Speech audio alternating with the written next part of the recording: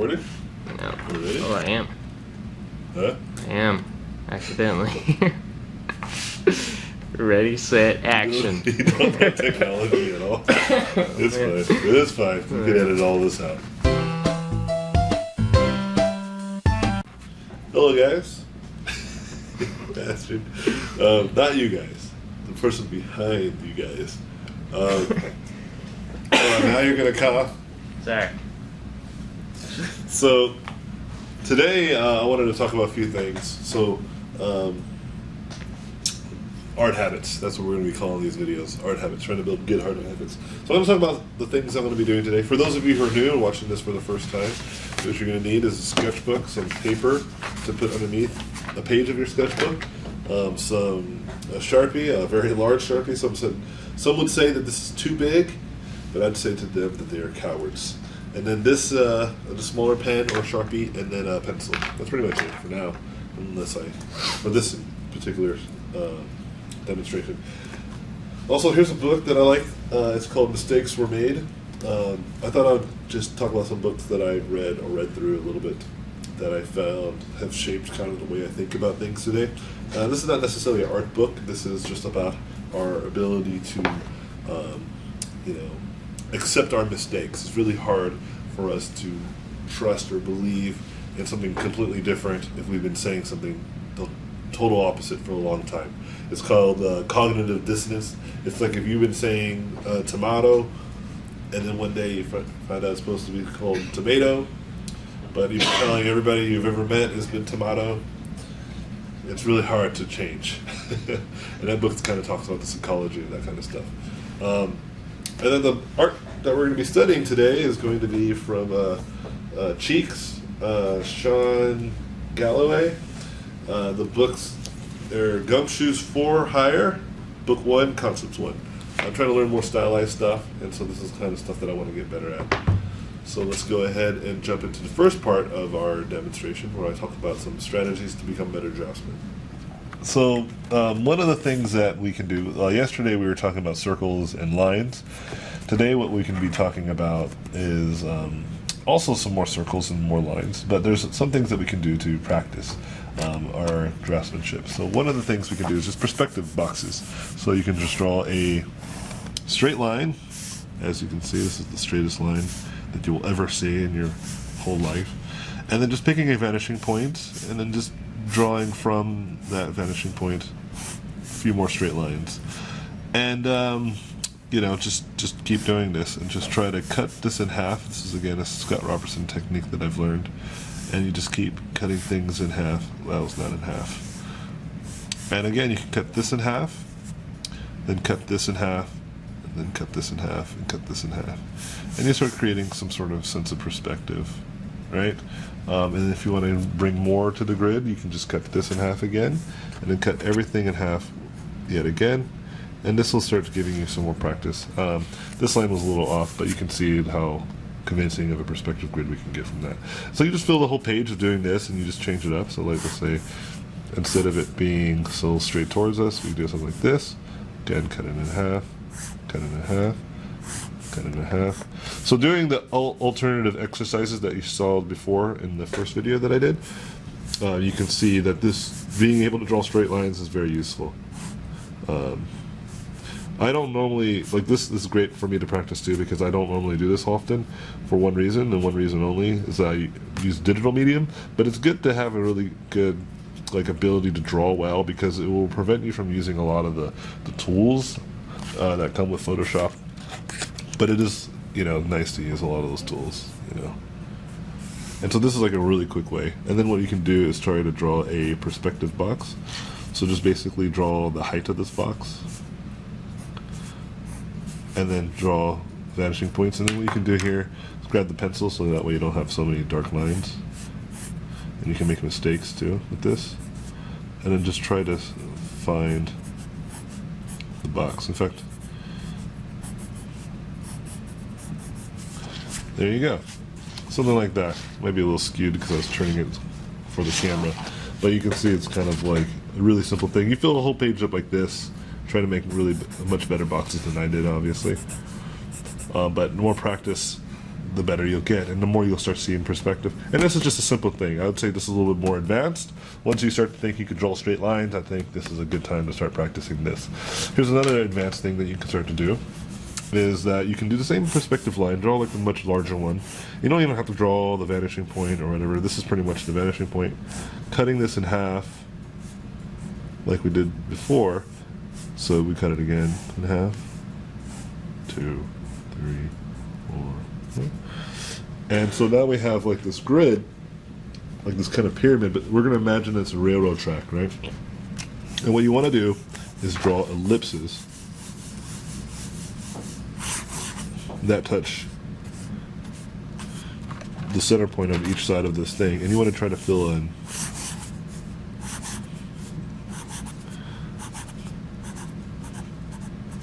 You want to try to fill that in. So that way, when you look at it, it looks like ellipses going into distance.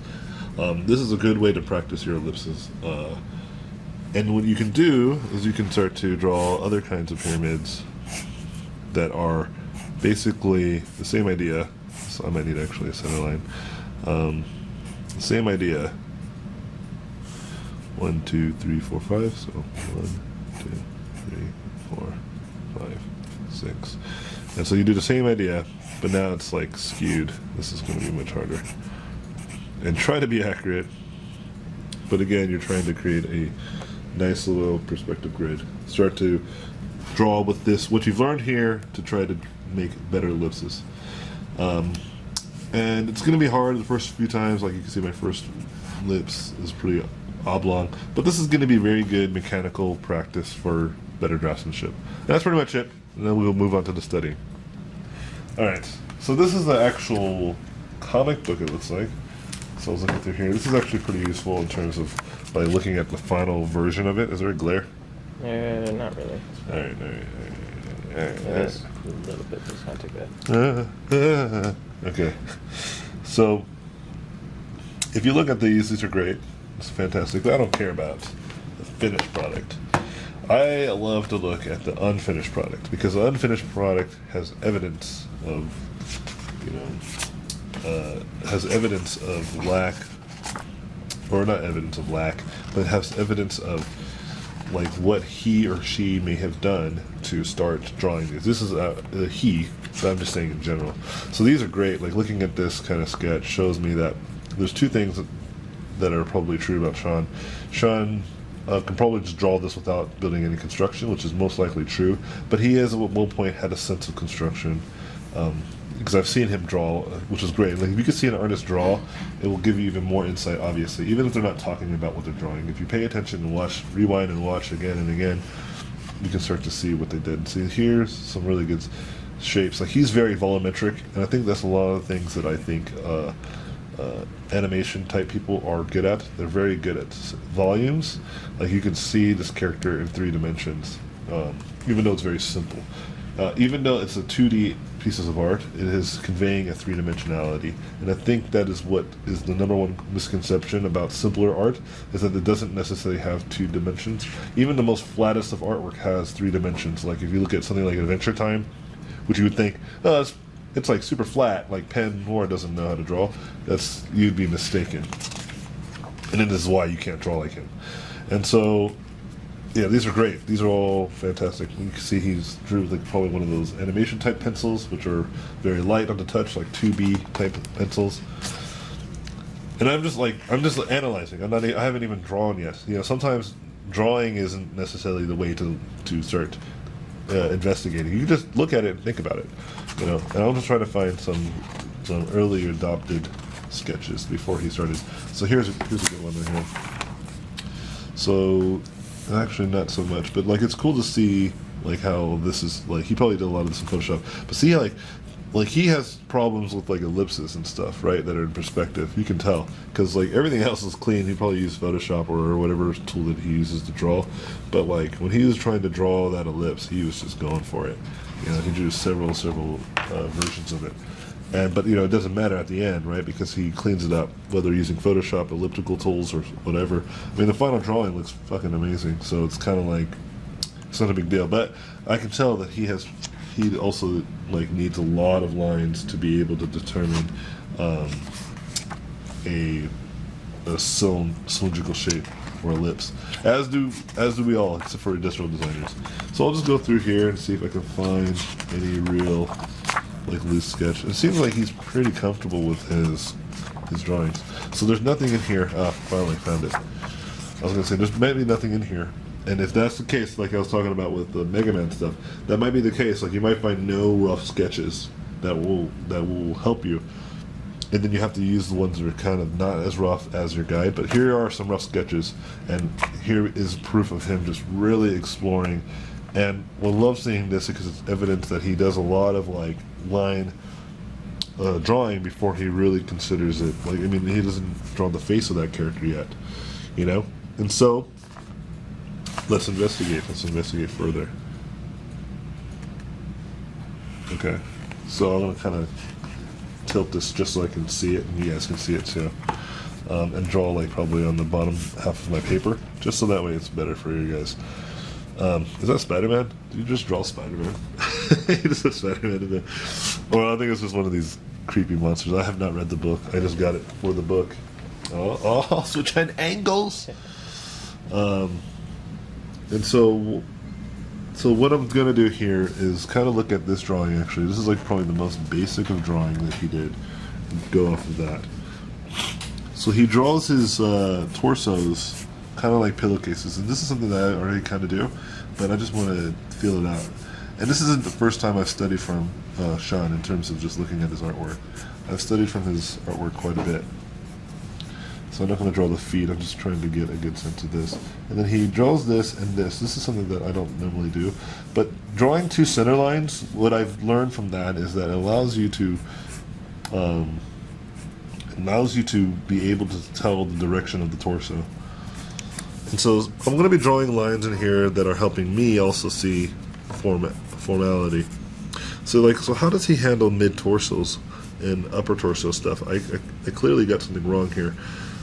So I'm looking back here, and there might be, like, look at the length of the body. It's very, very long. Where if you look at mine's actually very squat. And if you go back here and look, you can see, like, there's a slight bend, like, right at that point.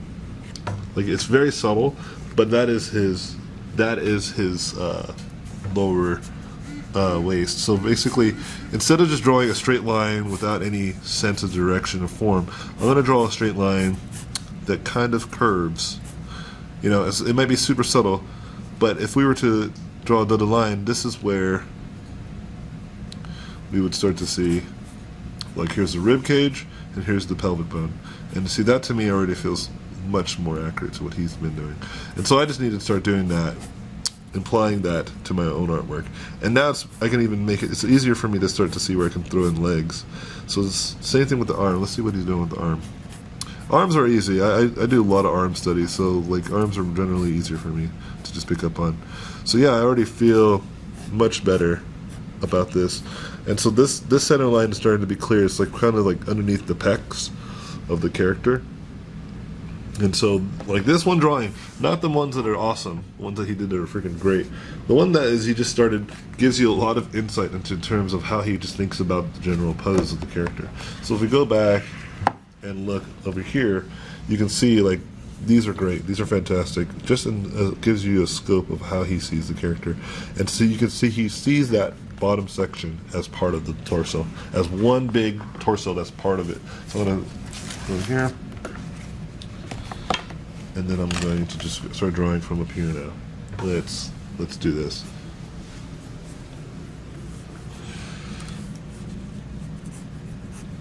John's right up in my grill. And see, like, seeing that extra part and finding the center line is quite useful. And drawing a bunch of straights first, and then what he would do, once he had this, then he goes in here and tries to sculpt out the forms of these characters once he has a good sense of whatever these are. You know, drawing a bunch of straight lines, finding the center lines, you know. And this is not a very good drawing, what I just drew, but again, it's just learning. See, I made his arms way too long, so let's try again.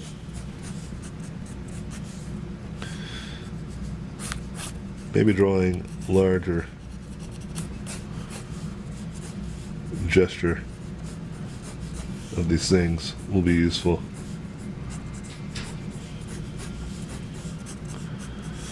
Yeah, I feel way more comfortable with this.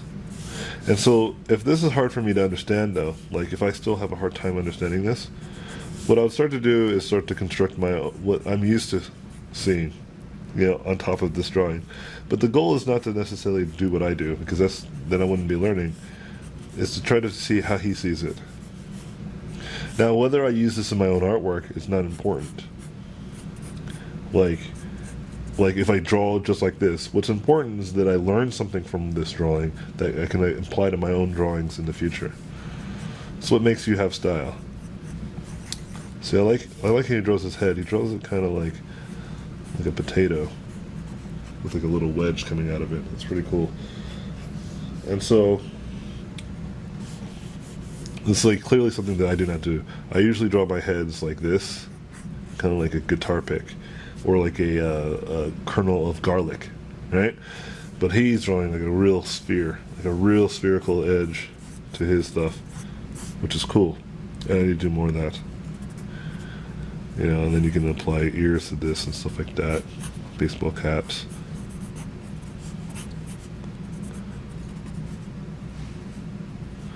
You can start doing your stylized character.